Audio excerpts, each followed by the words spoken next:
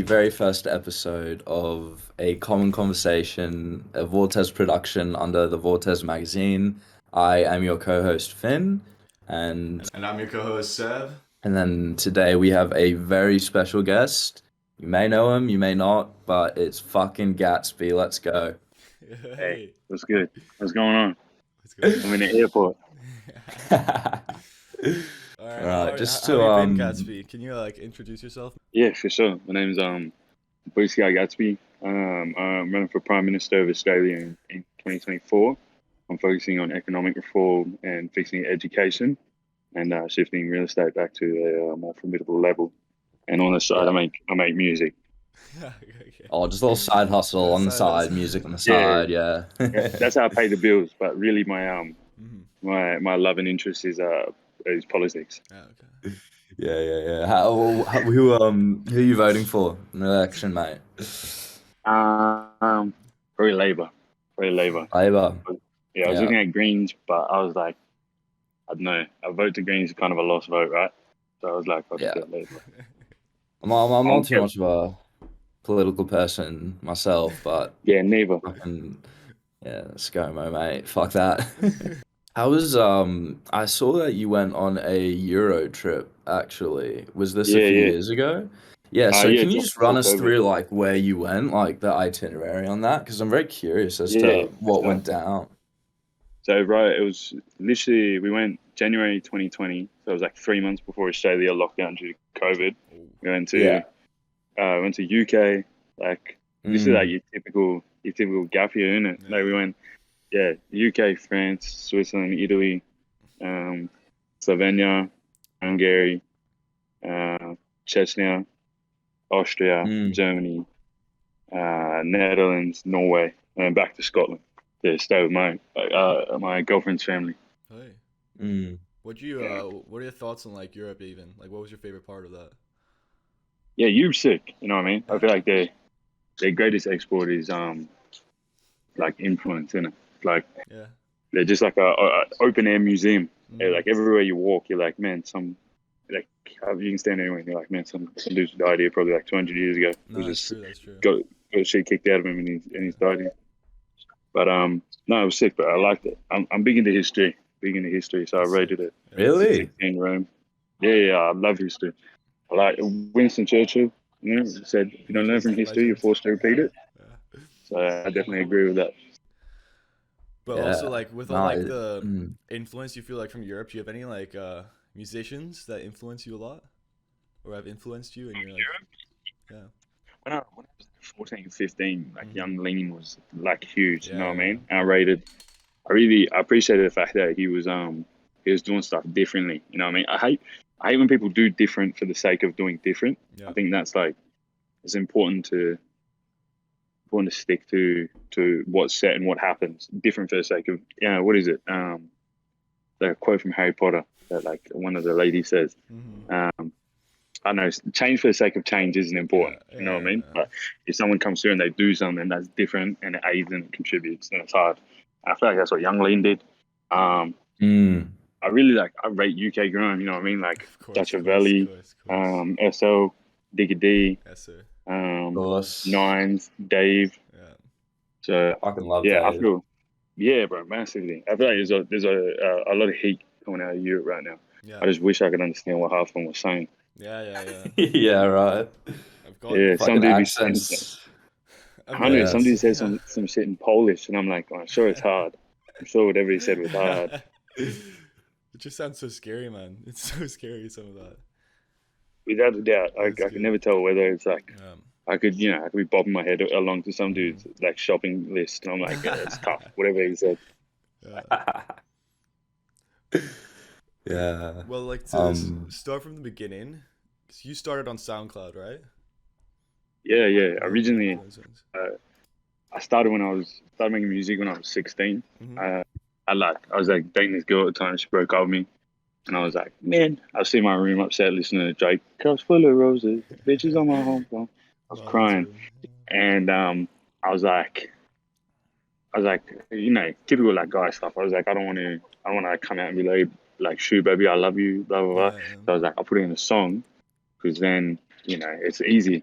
So I put in a song and I went to school, and there's a few people who were like, yeah, like, heard your song. And I was like, I'll take the piss.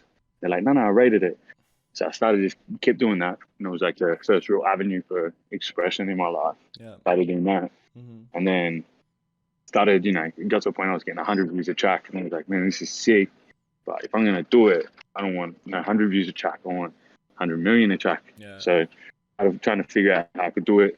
Started reaching out to YouTubers who I was like kind of friends with at the time. I just work little finesses. The YouTuber, like, I need this banner. I'd make it, like, I'd Google it, YouTube it, tutorial, make the banner, send it to them, get into their TeamSpeak, Discord, Skype, whatever. And then from there, I'd be like, oh, we should like stage this video, or we should like, you should use my music without paying any money and without really working that hard. Yeah. So after that, I was like, I could probably make a career out of this. Yeah, definitely. But I was looking into like, so your SoundCloud, it only has 12 songs right now. Is that correct? Yeah, it originally had like 30 something, 40 something. What happened to like 1-800-DiCaprio and the travel agency and those ones? I just didn't rate them, man. I just didn't rate them. Yeah. And figured I was like, I think it was before we put out like Let Me In, because I knew Let Me In would do well, you know, bring a lot of new eyes bigger than anything before. I was like, I want people who come looking to have a easy understanding of what it kind of is. You know what I mean? I didn't want 36 tracks and ones that I didn't like and all this type of stuff. So I narrowed it down. But I didn't clear a lot of the samples in those ones. So I was kind of getting in trouble. Bro, we were listening to 1-800-DiCaprio yesterday. Me and Seb on the call, just like, fuck yeah, this shit is so hard. It's so hard. Like, what the fuck? I still remember like the day making that. I was like, man, this is the best song ever. It's the best. I was like, this one's gonna change everything. And I mean, in a way it did. You know what I mean? In a way it did. Yeah, it got me like my first like 100K on a song. So in a way it did. That's sick. Oh, was that your first 100K on a song? Was it? Yeah. 1-800-DiCaprio. I think it was. Oh, right. I'd released 1-800-DiCaprio, and then General Sam, the YouTuber, featured me in a video as I had released that, and so everyone clicking to the video to come look at it was listening to that, and it blew it up. Yeah, because I actually also found you. It was through the Misfits, but not the Let Me In. I think they used they used Dundee in one of the videos. Yeah, you know, when they got the Misfits house. No, it was when they got the car, the Misfits car. They used Dundee. Exactly. Yeah. But like, I remember that. Yeah, how is it like growing off of these YouTubers in like that terms of respect? Like, how do you? Yeah, it's sick. It's cool. I feel like there's if you're in the music industry and you don't have leverage in any way, then these labels like fuck you. They completely if you were to, I don't know, somehow you went with a label and you didn't have leverage, for them to get you to a point of like 1 million streams a song or anything like that, they would take everything from you and fuck you in every way that they could. It's just the way that they make money. It's their model. It's a dated model. But when you have these YouTubers who are like the boys from the Misfits and all that type of stuff, who are just like the best blokes that you can meet, where they're like, yeah, bro, like, well, you want it in a video, you want it shouted out, whatever. We don't give a shit. Like, we don't want no money, we don't want nothing from it. Like, just rate you and we'll do it.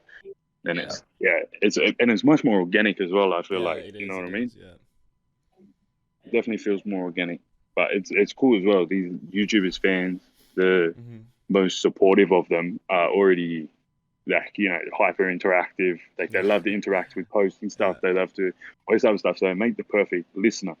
And how is it on the set of Let Me In? Because I feel like that, correct me if I'm wrong, but that was like the first high quality production video that you put out. And you know, how did that change how did that like project your career, if you know what I'm saying? It was definitely like a crazy level up. That was when we first like linked with Zach. Yeah. And Zach was, you know, like you can paint an image of what something's going to be as much as you want, but when you get there, it's different.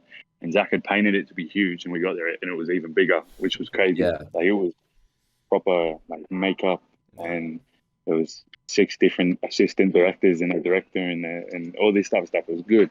But it definitely was, there's a few moments I feel like you get in your career type thing where you look at it and you go like, oh yeah, this is it's like you take another step, but it's also like a confirming moment where you're like, yeah, this is what I want to do. Like, this is sick. And Let Me In Shoot was definitely that. Like, we shot it over 3 days. It was like just bare professionalism, but also like real cool. But everything about it, we showed up on the day and everyone was like, we're ready to go. Let's punch it in. There was sets built. Everyone knew their role. Everyone knew what they had to do. Yeah. It was like, bro, I was sweating underneath these lights between each set, and this like lovely lady would come in and take away my sweat and we'd put on my makeup. Like, it was crazy. How's it wearing those grills? Yeah, when you first put them in, like maybe for like 30 seconds you pop them in, you're like, it's like, have you ever had what are they called? Retainers? Yeah. Retainers. Yeah. I imagine I've never had retainers, but my teeth are ruined. But I imagine it's the same thing. You pop them on for a second, you're like, there's pressure, and then you can't feel it. Yeah, okay. It's people's reactions to it change. Yeah, bro, don't get me wrong. My uncles and my aunties know that still take the piss out of me for it, but I like it. It's a must. I love it. Yeah. Do you reckon that that point in your career, was that the point you were like, oh shit, like I'm fucking big time? Or do you reckon that moment kind of came earlier to you, or has it not come at all yet? I still don't reckon I've sort of had that moment. You know what I mean? I think the Let Me In was definitely like another reminder of like, oh, I could probably like do this career wise. I could probably get this in, and it was cool because before Let Me In, we had like no labels cared, no labels wanted to touch it. It's still very much like, if it's on the internet, it's not based in the real world. And Aussie labels, American labels are on it, European labels are on it. Aussie labels are like, no, we don't really care. I'd rather go sign some flop whose dad works in the industry, or some flop who's like kissing ass at a party and all this type of stuff. But after we released that, then we got bare interest from, again, just more flops who wanted to take advantage. And we're like, no. And then we got bare lucky where my label who I've got now, who's like historic and institution in Australia, is my 2 A&Rs are like the best boys that you ever meet. They reached out and I was like, weapons, we'll grab that. But I can't even say who it is yet because we haven't announced it. But I promise that, like, there's no one else Oz-wise who I'd want to, at this point in my career, go with. If you go with any of the big 4, then you run the risk of getting shelved and all this type of stuff. It's bureaucracy. But with these boys, they've got it. Now, congrats. That's huge, man. Congrats. Yeah, no, that's fucking huge, bro. Yeah. But yeah, pretty much big time. I feel like I'll make big time once I got 6 houses and my dog has a house and my mum has a house for every season and my dad's got a car for every day of the week and stuff. Then I'll feel big time. Yeah, gotta get a house for the dog and then then you'll be. I want my dog to have a 14 bedroom, 6 bathroom house. Then I'll feel big time. Good idea, mate. Then so how was Seb, go on. No, I just wanted to ask about, because like I feel like your music doesn't have a distinct style. Like you have a lot of different type of sounds, you could say, like whether it's like different flows or different like, because I feel like you also had like that depression singing era. Also, for sure. I think I've definitely I've spoken to people about it before, and some people think it's like different styles or like that I'm trying different things, but I'm just confused. You know what I mean? I'm just confused. I think up until now, I was probably throwing a lot of shit at the wall and trying to see what sticks. With the EP that we're working on, the EP that's on the way, we sort of got the formula, got what I want to make, got it all figured out. So I think the EP will be the most consistent, like understanding of it all. But definitely, I mean, I like to play with different shit. You know what I mean? Like, it's like healthy. I feel like I listen to, I listen to artist, like too much of a spectrum of artists to be like, I'm just gonna make one sound for the rest of my career and then fucking, no. But the EP definitely is a lot more concise. Okay, Nice. Well, how is it? So obviously, like the rap scene, I would say, I don't want to use the term rap because that's a bit, and I feel like in Australia, it's a bit like what even is rap, you know? Yeah, But yeah, you know, for sure. you've got 1-4, you know, you've got drill, but in my head, the only real rapper I could put my name on that has at least made it to the US is like the Kid Laroi, right? Yeah, yeah, for So sure. how was kind of the influence on Australian rap to you, if there was any at all? I think that's my like big issue with like the scene here in Australia is like I remember 2016 when Mm, that's when like all like SoundCloud rap and all that stuff was like a hit. There's a lot of boys who were writing that, and they were Xan taking, lean drinking, dread having, colored things, like acting wild guys. Yeah. yeah. 2018 came, Leroy popped. They went to melodic and they did that. 2019, 2020, 1-4 popped, and suddenly these boys are drillers who back blades, and now this new styles come and they Mm, jump on it. The issue with Oz is like when you have the way that I always put it, I remember there's this thing from That's a Raven back in the no, not That's a Raven, Wizards of Waverly Place when I was a kid, yeah. Yeah, yeah, yeah. But mm, they eat it. Someone makes a sandwich for these sandwich tries and they eat it. And they go, "This is the best." And then you go back in time and they eat it again and they go, "I feel like I've had this before." And then after they've done it a million times, they go, "Nah, this is gross. We've had it a million times." It's the same thing here in Oz. Yeah. If you stand back and let someone do their thing, everyone's going to go, "This is refreshing. Like so good." yeah. But if every man, dog, and his fucking mum jump on the trend and go, Yeah. "Oh, we're all going to make a carbon copy or a full remix of what this guy made," then you fuck Mm, everyone. There's a 100%. lot of tall poppy in Australia. There's a lot of, at the end of the day, everyone's competing to make it and all this other stuff. We all want to be successful. We want to do this, but it's like, fuck me, Dad, pull your heads in. That's the issue mm, in Oz. That's the massive issue. And then there's, mm. without mentioning names, like there's like Mason Dane, for instance. You're fine, yeah. There's like Mason Dane, for instance. Yeah, Mason Dane will be one of the biggest artists in all of Australia's history. It's like one of the most talented men on the planet. Yeah. And Mm, the second he starts popping and doing well, is people would come out of the woodworks and start acting weird. You know what I mean? And it's yeah. like, rather than turning around and being like, man, like in my mind, right? In my mind, I go, like, I hope Mason gets on. I hope Mason wins. I hope he's extremely successful. In the back of my mind, I'm like, bro, I've got 4 songs with features with Mason. If Mason blows, I release them. I blow. Like, I can give Mm, a shit. And even Yeah. then, even if I didn't know Mason, I go, man, I hope Mason blows. I hope he blows, because if Mason blows, people go, oh man, there's probably more talent from out that way, and they look, and I Yeah. eat. But there's other boys mm, in the country who go, oh, if Mason goes on, I don't get to go on. I don't get to do it, and so and so. But that's an example, you know what I Yeah, mean? of And course. that's what I'll forever ever hate about Oz, forever. yeah.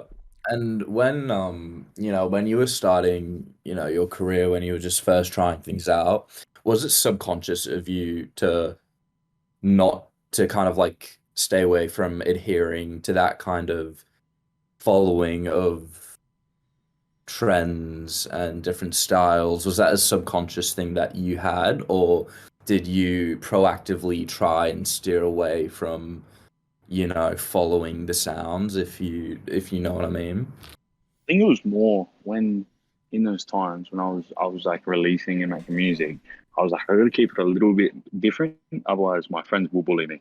I was like, I Yeah. got to be gentle here. If I go Yeah. with a carbon rip off, the boys are gonna turn around and go, "What are you doing, you fucking weirdo? Like this is exactly the same as blah blah blah." Which is why I'm a big fan of bullying. I think we need more bullying. You know what I mean? Preach, Um, Yeah. preach. yeah, yeah. Preach. That's definitely. I was just like, I don't want to go too close here because people call it out and that, which I suppose in a way is a good thing. I wish a lot more of these artists had the brains in them to realize that we're all taking the piss out of them when they drop a Mm. carbon copy Leroy song or a Yeah, carbon yeah. copy 1-4 song, or when they steal bars from like a fucking UK song and all this Yeah. other stuff. You Mm. know, it's like Yeah. if they had the brains about them, they'd realize that everyone's having a laugh at them. Yeah. I was speaking to Seb about this, but I feel like Leroy's sound changed quite a bit because, I Yeah, feel a like he lot. put an emphasis on his lyrics. He really meant what he said. This isn't me dissing him at all for it. Please don't clip this, but yeah, like he was a proper rapper, and I really enjoyed listening to him because I feel like his lyrics, they hit. But nowadays, I think he's signed with Columbia Records. I could be mistaken, but I feel like it's just not the same. Yeah, well, I mean, I think Laroi was always going to be successful. I think Laroi's extremely talented. I think he is like forever changed. He's forever changed sort of music by coming out and doing what he did. He's done well, and I think he'll be an artist that sticks around for a long time. I don't think he'll fall off or anything like that. Like a lot of people get a 1 year career and such. But I mean, a lot of Laroi is just when you heard Laroi's early works, you were hearing who he was around in Sydney. I mean, you were hearing Bless, you were hearing Mono Crooks, you were hearing all these people who were influencing him. And then in his mid career, you were hearing a lot of Juice, you were hearing a lot of Ibby's advice and all that type of stuff, which, I mean, it doesn't discredit him in any way. He was always going to be a superstar. He was always going to have the life that he wanted and all that type of stuff. He was always, like the boy sold platinum. And I think, didn't he get a Grammy? Did he get a Grammy or no? It could be. Fuck. He'll get one. If he didn't get one, he'll get one. You know what I mean? Like the boy, he'll forever be a superstar. But I think that's sort of the sad story of music is everyone that pop says 20 who are responsible for it, but will never get the same credit. So yeah, that's true. Then for your latest single, the pop, YNG was it Matyr? Matyr? Yeah, Matyr. YNG Matyr. Yeah. How'd you like get in touch with that and like make that single release? Because that's been doing really well. Yeah, me and Matyr back in the day, like 2016, before there was like any real infrastructure for this Oz music rap shit. There used to be a page on Facebook called like Dope Rappers on Facebook, and it was filled with like 40-year-old dudes and no hair who were like just loved Eminem, like the ones who were like, I spend him and venom and talking a minute. They just go, nah. If you tried anything else, they'd call you slurs, like they call you like like they tell you that you're gay or whatever, and like call you the F slur and all this other stuff. And it was red hot. So me and Matyr were both 16, like young kids. We used to post in there, everyone take the piss, and we'd be like, don't worry, bro, we got each other. And then I started doing well. Matyr started doing very well with Nike Ticks. And then that's when we're like, bro, what are you doing? And then we just like shot the shit. Matyr's, like an internet kid. He gets like the culture and all that type of stuff. So it was an easy decision. It was an easy decision. But now, that's my brother. That's my boy. That's dope. Like, how has it been an Australian-based rapper? Like, do you wish you could be somewhere else just for like the amount of options and like the record label deals, or? Sometimes I think for the infrastructure, infrastructure-wise, but I think about living in another country, and I'm like, right now, like Australia is truly like God's country, like not in like a nationalistic way, you know what I mean? Not like in like Aussie. I just think in like it's pretty good here, you know what I mean? No, like the violence levels aren't really that bad. You get sunny all year round, nice beaches. When I look at America and stuff, I'm like, no, bro, it kind of scares me. Yeah. Like America kind of scares me. Europe's too cold. Like I'd freeze there. Yeah. So I just think Victory of Valhalla, Gatsby. What does that mean? What does that mean? Valhalla is in like I don't know what it is. It's like Viking stuff. Like, I'm not one of them people. Viking heaven, I'm definitely not one of them people who's like, like how good Vikings and all that stuff. I got no Scandinavian DNA. I'm not one of them lads, but it's just I kind of rate the idea of like I think them Viking boys when they're all on the mushrooms and that, you can be like, look, I'm gonna fight so hard in this that I'll win and let's go, we win. Or if I lose and I gave them all, then I'm basically I'm going to Valhalla to like have a big dine up with everyone that I've ever loved and all this type of stuff. I'm like, bro, it's kind of the same. I mean, music, I'm rather I'm gonna win or I'm gonna do it, or I'll have such a big crack at it that if I lose, then I'll just be like, right, sweet, like, you know what I mean? Yeah. What's interesting about that? I think I'm not a fucking history buff or whatever, but when they would fight, if they didn't die with their weapon in their hand, then they wouldn't go to Valhalla. But if they died with the weapon in their hand, then they would go to Valhalla. So I think the parallels, between you saying if you fucking make it, you make it. If you don't, then at least you fucking try. Yeah, for sure. I've always thought, I've always known, I was like, I can live with myself if it turns out that I suck and I wasn't good enough. You know what I mean? But I couldn't live with myself with a what if I was like, maybe I could have been good enough. I could be 80 years old and happily, carcass in a nurse home somewhere, knowing that I gave it a fair crack, and that I just wasn't good enough, rather than being 80 years old and full of regret because I didn't give it a crack. Yeah. I think that's more scary. That's what scares me the most. Is, a lot of old men die with young men's regrets. I'm not trying to do that. Do you reckon that you put a lot of pressure on yourself to become the best that you want to be? Not really, no. Not really. I'm really gentle with myself. I let myself get away with too much bullshit, honestly. I wake up and I play it each way. If the aliens from Mars or God or Buddha or whoever has a plan for me, then everything will work out. Yeah. If it doesn't, then it doesn't. And there's definitely people working harder, and for that reason I'll probably succeed. But I'm just gonna walk into whatever opportunities are granted to me, and that's it. I'm like, take it all day by day, whatever the plan is from him or her above. I'll figure out. Ooh, I think that's me boarding now, gentlemen. All right. That's all good. Well, to wrap it up, just real quick. Much, Gatsby. No, I appreciate it, bro. It's been a pleasure, man. Anytime, man. I've been Finn. This has been I'm Seb. And Gatsby, wish you all the best in the future. I'm very excited. Thank you, boys. When's the new EP dropping? When's it dropping? Do we have a date? EP unannounced, but new song on June 17th. All right, let's fucking go. June 17th. Yeah. We fucking got it. All right. Let's go, mate. All right. Cheers, Gatsby. It's been a fucking pleasure, bro. Yes, boys. God bless. Have a good day. All right. Catch you later, bro.